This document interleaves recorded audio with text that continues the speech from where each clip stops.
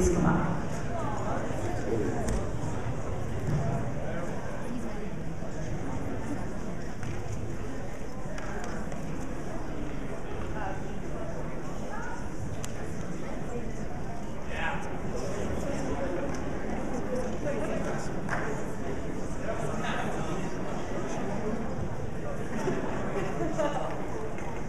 This is the team that worked every day very hard on the Prowler cat that we're going to be talking about.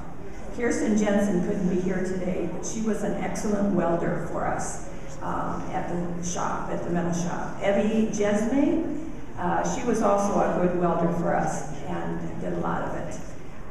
Luke Peterson and Cassie Nyman were very good at adjusting the machines over there and bending the rebar and metal for us. We had enough talent to go around with Kara Iliff and KoKo Pesch. We could put them anywhere, and they were good help. Al Osby was our key technician. Without him, I'm not sure it could even have happened. After I contacted Al, he was there every day with a smile and an excellent source for making things happen with steel rebar and flat metal. The journey of our steel sculpture started last spring when Lane Larson, our superintendent, and Sarah Olson, curriculum director, and myself wrote a grant and received it from the Arts and Cultural Heritage Center, which was through the Northwest Minnesota Arts Council. The grant was for the arts students to study and research how Thief River Falls School District became the Prowler. Through our research and study with Mr. Frank Hammerlake and looking into the media center with Mrs. Weeks, we found a 1920 yearbook. On the cover, it showed a silhouette of a person bent down, sneaking or prowling, with a hood over its head. Shortly after that year, someone decided this was not a very positive image, and we became the Prowler cat. After our study, the students based their design on found information. The final product that Mr. Zutz and Mr. Brecky decided on was the vertical standing Prowler cat with legs representing the two rivers, Red Lake and Thief River. The Prowler cat emerges from the joining of two rivers, vigilant, spirited, and resilient. This was designed by KoKo Pesch.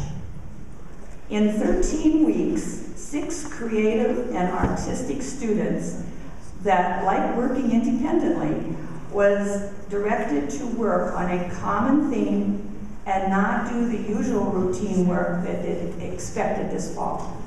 It made for an enlightening experience for me. The best way to describe it is, have you ever tried to herd chickens? Nevertheless, we never gave up, and like the Prowler, we were vigilant, spirited, and resilient.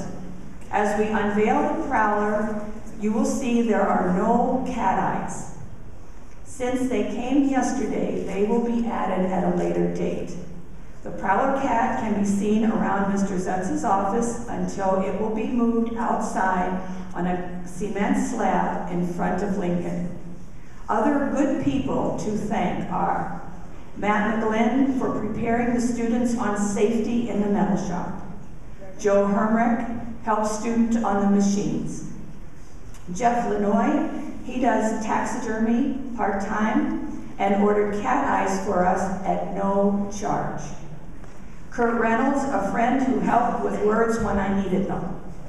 Al Osby, who built and donated the wheel stand the Prowler is on now, sharing his positive attitude and knowledge of steel with himself, myself, and the students. Shane Zutz and Scott Brecky for their support throughout the entire process. Carl Clark, Gary Dolan, and Charlie Boyer for transporting our Prowler from the metal shop here to Lincoln. Paul, my husband, who has been supportive throughout the process. It is not intentional if I have missed your name. I sure hope, and we all hope, that you enjoy your Prowler cat, and we're going to show you at this time.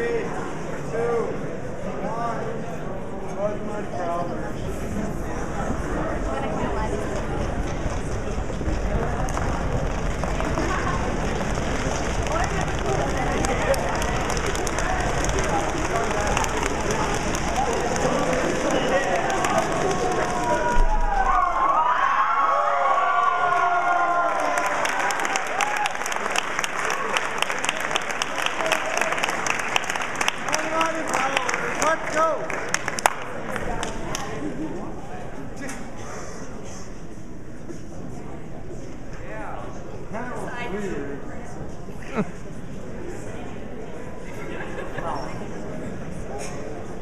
Yeah, KoKo!